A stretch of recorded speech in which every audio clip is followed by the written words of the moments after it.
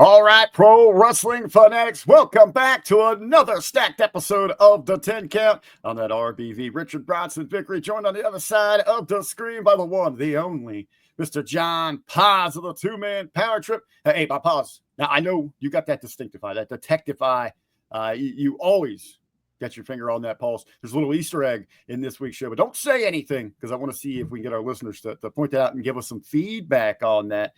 But Poz, hey man, belated happy Memorial Day weekend. I know you had a lot of family stuff, and we all had a lot of wrestling to digest this weekend.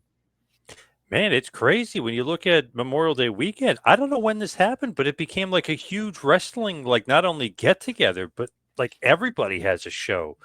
TNA, WWE, NXT, AEW. It's like everybody. You get a show. You get a show. Oprah style. Everybody gets a show for Memorial Day. I love it though. Kind of cool. That's what I wanted to ask you. Kind of snuck up on us here that the unofficial official Matt Classic holiday, kind of revolving around here in the United States, our Memorial Day weekend, as you said, Friday, Saturday, Sunday, Monday. Sunday, multiple shows, companies going toe to toe. So you would like this. Maybe going forward just becomes, as we do honor here in the United States, we honor the fallen, those soldiers that sacrificed all so that we can be the greatest country in the world, live the lifestyle that we do. It is the kind of the unsung. We welcome in summer. People are out partying, having fun. And of course, I guess to complement that, professional wrestling, which you're okay with that going forward, huh? I love it. Nothing better than a barbecue and then getting some brews and then watching wrestling. I think that's great. Great combination. Can't get better than that. Barbecue, pure Americana. Barbecue, brews, and bruises. I'm with you, man. And I liked how everything was laid out. Let's talk about some of the big events and announcements that we saw over Memorial Day weekend. A lot of coming out from a lot of the companies as they were putting on their best. But I think I know one that we've been talking about here, maybe the show stealer. I know it got a lot of attention across the board, and I am talking about Saturday night's main event, one of the big marquee matches that they had advertised there. Some old school dogs getting in there and just chomping at each other. Of course, we have got John Cena, the last real world champion, in there. Not the title on the line, but this is for bragging rights, just maybe something a little more important, more personal here. So he takes on R-Truth. Not Ron Cena. You're not calling him Ron, even though he has a Ron Cena shirt now that they sell. How big was that? To me, that was the pop of the weekend, the moment of the weekend, to see that fresh new gear there.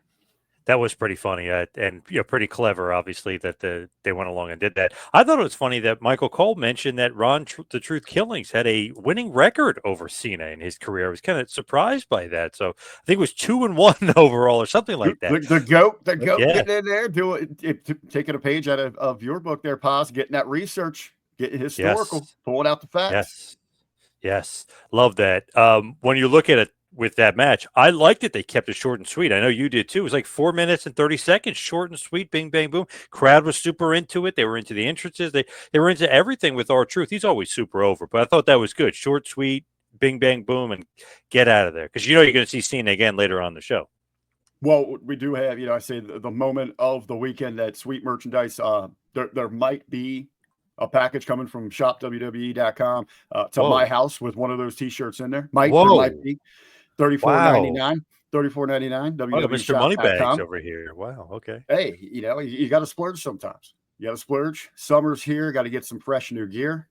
Why not go with the Ron Cena? But you mentioned there, Poz, short, sweet. We get in there. I love that R-Truth, he gets in the entire Cena shtick.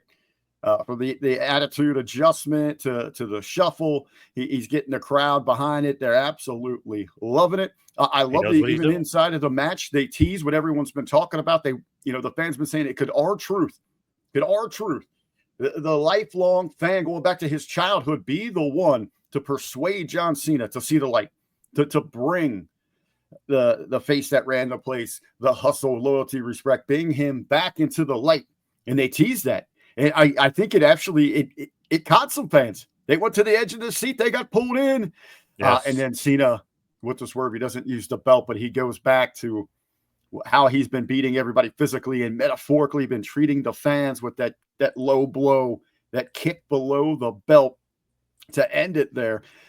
I love this match. I got it as my match of the weekend, but you know what?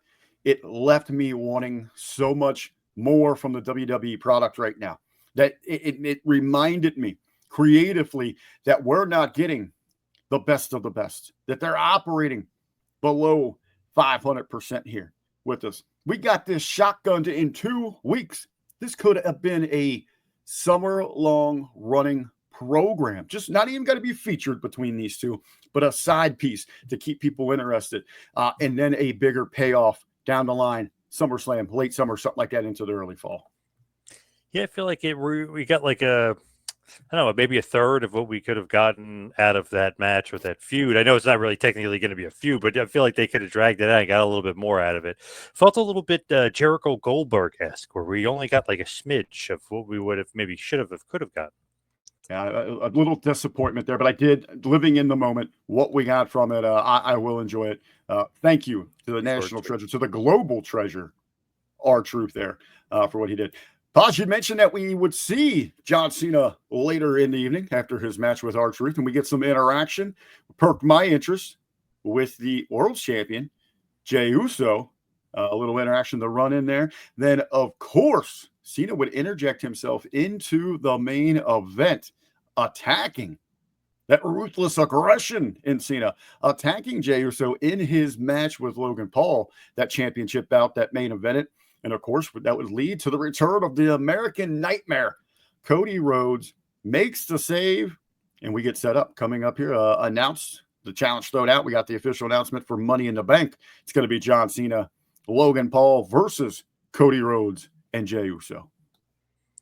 I like it. It was set up pretty well. They kind of teased it earlier in the night with Cena saying he hopes Logan Paul wins because it would further ruin wrestling and ruin Jey Uso, who he's pissed off at still because he eliminated him for the Royal Rumble. So I like it. It's a good way to kind of keep the title off of Cody, because obviously I think Cody should win the title back from Cena, but keep it on Cena a little bit longer. Waste, if you will, a month or 2 months or whatever. Like, keep it just dragging along with him as the champion, because I feel like the more he's the champ, the more he'll actually get some real heel heat here and maybe get some momentum going as far as being a heel. But I like that, and I like the whole tie-in. Obviously, Cody and Jey Uso, former WWE World Tag Team Champions together, buddies, the kind of the reason why Jey got switched over to Raw. I mean, there's a lot of background between Cody and Jey, so I do like that. That was good. And to be honest, since had a house show feel to it, I was shocked that not only Bronson Reed had his return, they set up that faction, but I was actually shocked that Cody made his return to Saturday Night's Main Event, just because I thought it was going to be more of like a house show. Like, oh, Jey Uso wins and nothing happens. They actually did something, advanced storylines, and really kind of advanced, Money in the Bank, which is only 2 weeks away. But still, I was kind of a little bit surprised we saw the return of Cody already, but happy he's back. Again, a topic for our next sit down, but those stack shows, these shotgunning, these programs, it is nice to see Cody back here in the mix. People have been asking where he's at, when the return would happen. This is one of those you got to kind of chalk up though to yay wrestling. It doesn't make sense that Cody waits by chance. If you're strategically planning your return to exact that revenge, make a statement and let John know that you're back on his trail. Maybe he just got to the show. Maybe the car was late. I get that. Maybe he's just lurking around in the back, waiting for something to happen, and he thought maybe the best, maybe I'm not going to go out there and help R-Truth. I'm not helping him. So he just got. Cody knows what it's been like to be low blowed multiple times by John Cena, but I'm not going to help him. I'm going to wait because something else might happen. Maybe he has that crystal ball. Maybe I'm totally wrong here, but yay wrestling. But we do have the setup there. Should fans rejoice that we get this tag match? We've got one outside star, Logan Paul. Let's call him outside star, instead of Travis Scott coming back, or we should we hold our breath because we might get an addition of some rappers into this match.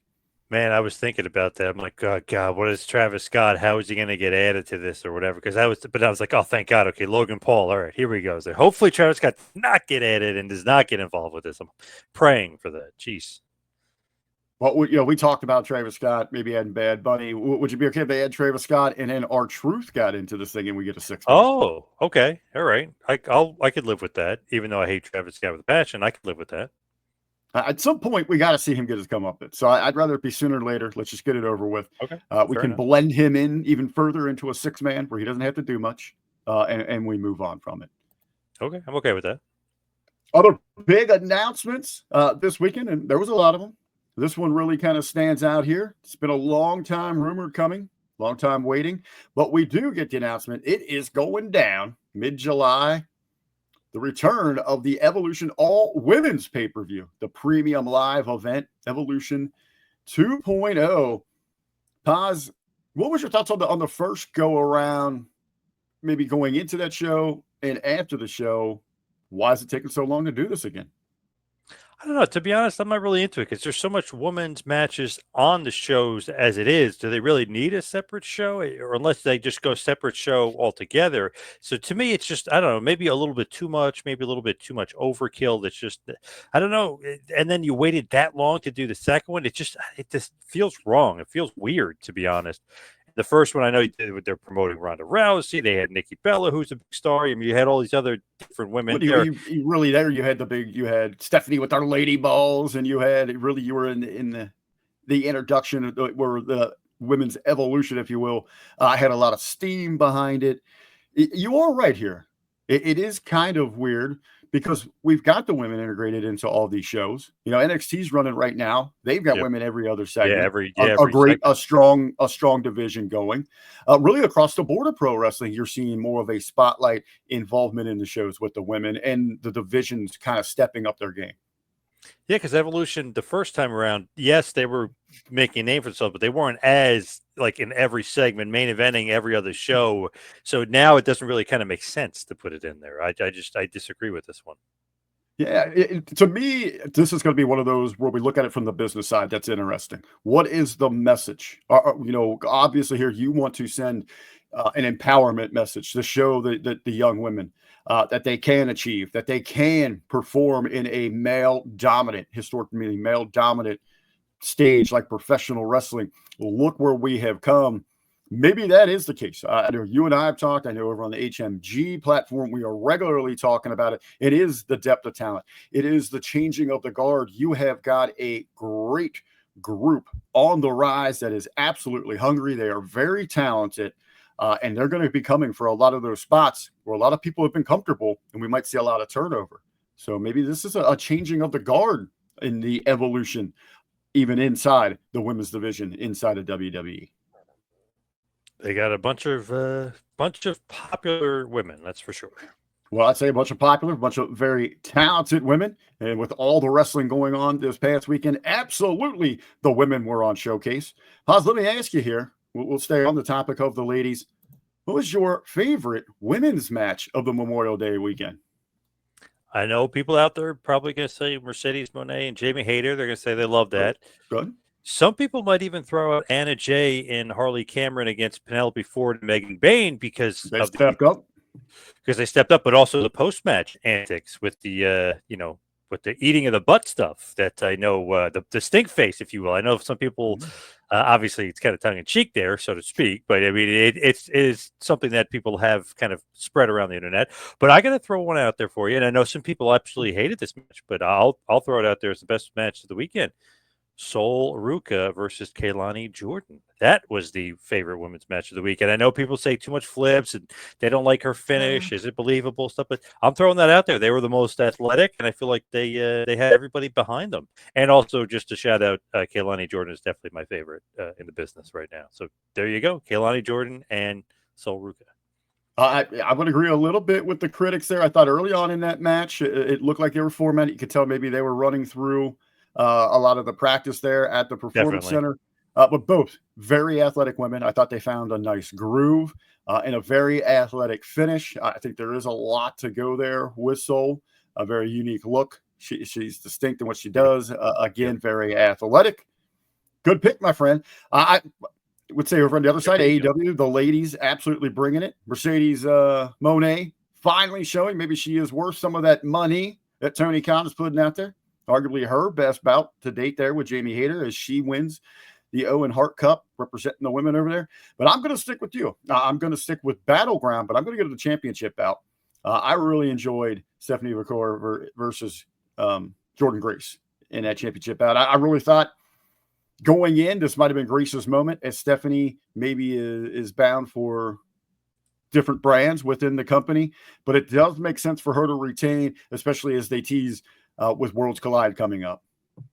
Yeah, you got to keep pumping her up. I feel like she shouldn't lose for a while. I know they've kind of done that before where they've had them being built up and then they lose and they go to the main roster, but I feel like you got to keep her strong as the champion for a while in NXT.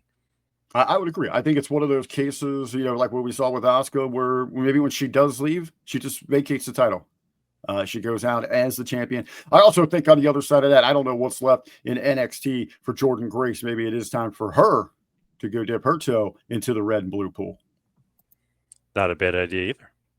Well, a lot of big matchups across the board, from TNA to the red and the blue to NXT to AEW.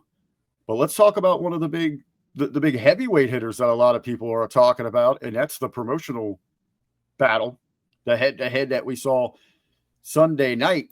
That is NXT versus AEW. Poz, your thoughts on the promotions going head-to-head, and who got the nod in your view? Love the head-to-head. I love the competition there. But to be honest, and I know this is going to maybe rub some people the wrong way, and even the old John Paz would have definitely went a different direction.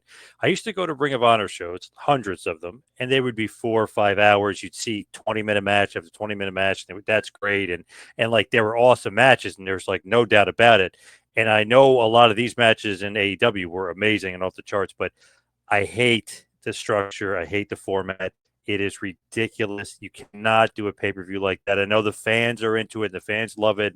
But for me personally, this is my personal thing. You cannot have 10 matches and all of them go 20 minutes. You can't have FTR versus Nigel and Daniel Garcia go 22 minutes. You can't have the two main events back-to-back go 36 minutes and 36 minutes. It's just too much. It's too long.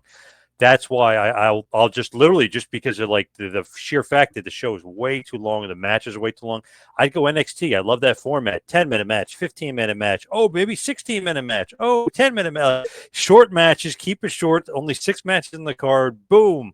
Maybe the main event should have went longer. Yeah, for sure. But I'll just go NXT just for the fact, like, man, you're exhausted after an AEW pay-per-view. And I can't even imagine if you're there live. I'd be probably sleeping with all this. It's too much. To piggyback on what you're saying there, Paz, I absolutely agree with you here. AEW has to be aware of their surroundings on a weekend like this, where us as the fans, there is so much to consume. And they cannot be naive to believe that people are only tuning in to see them. They know they're watching, maybe not TNA, but they know that they're watching the WWE brand. They know they're watching the majority of those shows. You got to be aware of that. And you cannot just oversaturate it with your product. As you said, get in, get out, make it meaningful, have people talking, have people wanting more, not losing interest in your own show because it continues to drag out. A lot of these matches you had could have been some great draws for your television program, for some other things that you got going on, instead of trying to jam it in to one evening of pro wrestling. Going into this thing, I most certainly was looking more forward to NXT. It didn't let me down. I thought it delivered at the end of the night. It is the two between the two that I preferred. And I think, NXT has that little extra spice that gives it that edge here with the wild card, if you will. And it was the big surprise of the night, but having them with TNA on the show was something very special. A very nice draw. And we get, maybe controversial, maybe a bit of a surprise. I know the TNA fans, they are talking. They're in an uproar. Whoop that Trick! Trick Williams is the new TNA World Heavyweight Champion. I don't know why this kind of surprised me a little bit. I figured Joe Hendry would definitely go over here. So Trick gets the win. A little surprised. I know it was a little chicanery, maybe cheated just maybe a little bit there to get the win. He bashed the guy's head into a belt. That's going to give you an assist there. He kind of did what he had to do to win the title. But to me, I feel like long game. Right now, it's kind of cool. It's okay. TNA lost, NXT won, but long game, as long as Hendry kind of gets his win back or gets the heat back, then I think this is a good decision. Then I like it. But is it going to happen at the big July pay-per-view in Long Island? Is that what they're going to do? Maybe pump it up NXT versus TNA and then try to sell some more tickets for that show because that's a huge arena. Maybe you build it up to then and then Hendry gets his win back. But I just think that, man, right now it kind of doesn't look too good for TNA. It's like, oh wow, WWE is kind of cannibalizing this relationship, but we'll see because it seems like everything was hunky dory. But I don't know. As long as the a TNA guy wins it, meaning like Hendry gets his win back, I think everything will be okay. I think, the big picture going forward, as you said, that is the key element here. And I know a lot of people, the fans have thought this has been so one-sided. So in a business sense, that main event, that spotlight for the TNA World's Heavyweight Championship, that is the most eyes that have seen that title being represented, being put on the line in a match in the last decade, maybe combined. That is a huge plus for TNA. One thing I do think that they should push for NXT, WWE, that side of that partnership is to showcase more how we as fans can find TNA. Where can we keep up with their product? I'd like to see a little promotional things there. But storyline-wise, what is the big picture here? I am very interested in where this leaves Joe Hendry. Is he going to be alienated from that locker room, that TNA locker room? He let them down. He was their guy. He was representing them. He went, crossed that line, no pun intended, to the big battleground arena, and he lost. Is Joe Hendry focused? Is he truly there to represent TNA? I mean, he's went to WrestleMania. He was at the Rumble. Got a big pop there. He's fought for the NXT championship. Not only did he get that Mania moment, he's got his own freaking WrestleMania t-shirt, brother. Where is his commitment? Where is that locker room? Or how do they feel about him? Now where does he go? Is he going to be left on an island? I think that's a great story. Who wants to step up and represent TNA now to get that title back? Is this going to fire up that locker room where you see more crossover? People trying to go after Trick. There's another thing. How's he going to be welcomed by the company? I thought there was a very that open-ended question that left that cliffhanger is when they showed the head of TNA at the very end. And he's kind of got that puzzled look on his face.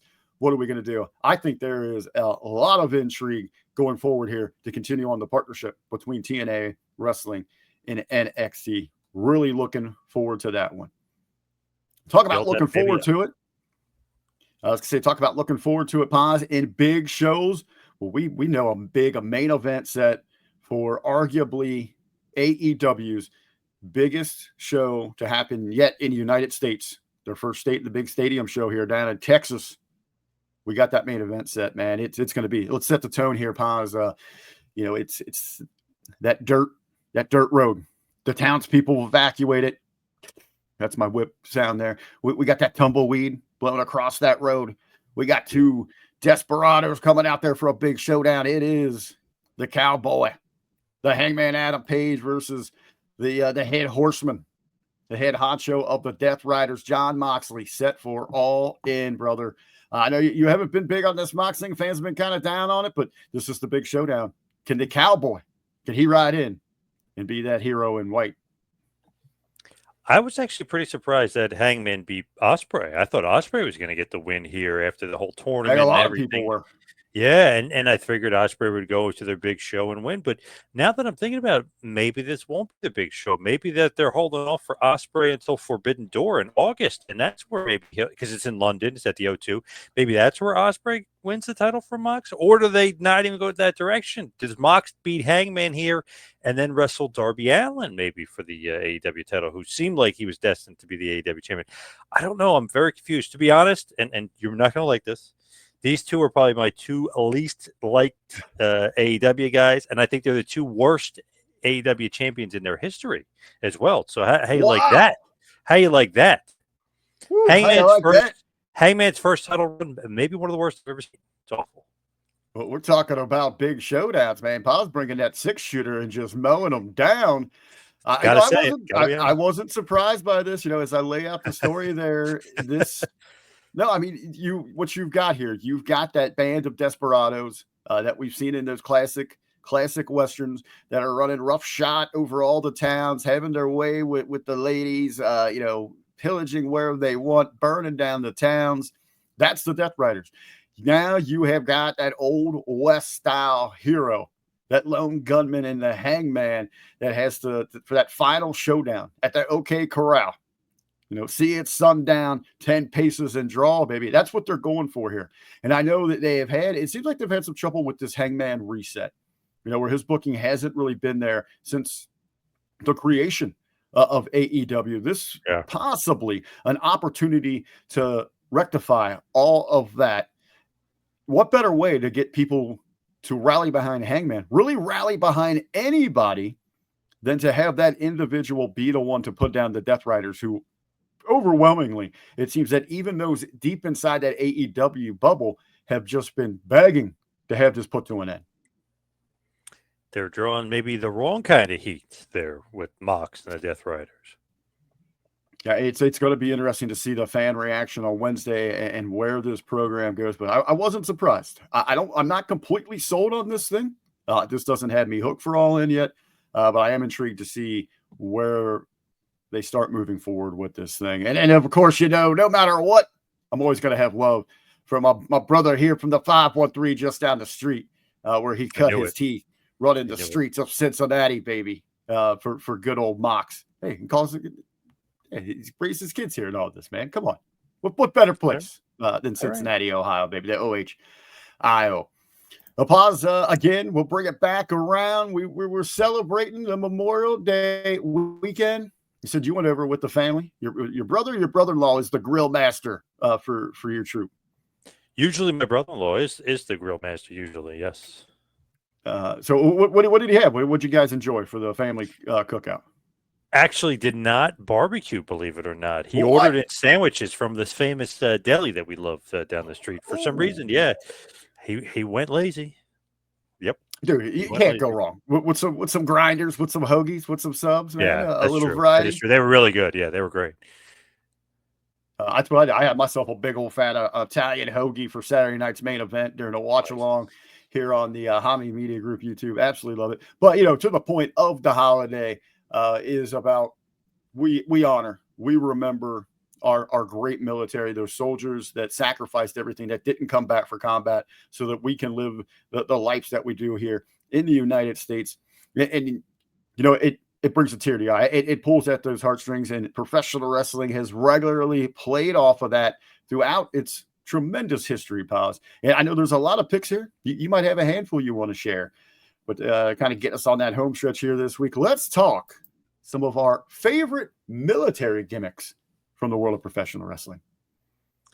Think about this, right? I know what you're thinking. You think it's very obvious. You're going to say it's Sergeant Craig Pitbull Pittman, and I would disagree with you on that one. Or you might say Major Stash there, who's supposed to be Van Hammer, who's supposed to be Private Stash originally. It's not Hammer. It's not anybody in the Misfits for Action. It's obviously it's obvious. It's got to be Sergeant Slaughter. Come on. Former WWF World Champion, the G.I. Joe of all G.I. Joes. It's got to be Sergeant Slaughter. One of the greatest moments of my childhood is Sergeant Slaughter stepping up to save us all, dropping those elbows on a Nemesis Enforcer when Cobra was looking for global domination. Yes. Hey, great movie. As fans, as we get older, we get bitter. Have you ever run into anybody that actually has had issue that maybe he wasn't actually a sergeant? It's weird. I was reading people online, like, these weird kind of strange creatures that you kind of see online. They were like, I can't believe he was pretending he was really in the military. I'm like, what? These people are nuts. Holy crap. Yeah, that's pretty crazy. Well, yeah, we got some bad news for you also about a whole run of 80s Russians. If you got issue with that, Barry Darso is not Russian. Yeah. Yes. The Repo Man, not Russian, not Russian at all. Poz, hey, I've got mine, and I'm gonna tie it in here with the close of the show and my pro wrestling pop of the week. So my favorite military gimmick, and you kind of made a little mention to it. I am going to salute you, U.S. of today's the bomb. Yes. Major Guns getting it done. Hey, can't argue with that. She'll get you to stand up and salute. Absolutely. Everybody out there, he's Shop Poz. I'm Rick Vickery. Thanks for joining us here for our Memorial Day weekend rewind special edition here of the 10 Count. Please give us a like, please give us a comment, and most certainly give us a share. We'll see you on the next go around. This is the 10 Count.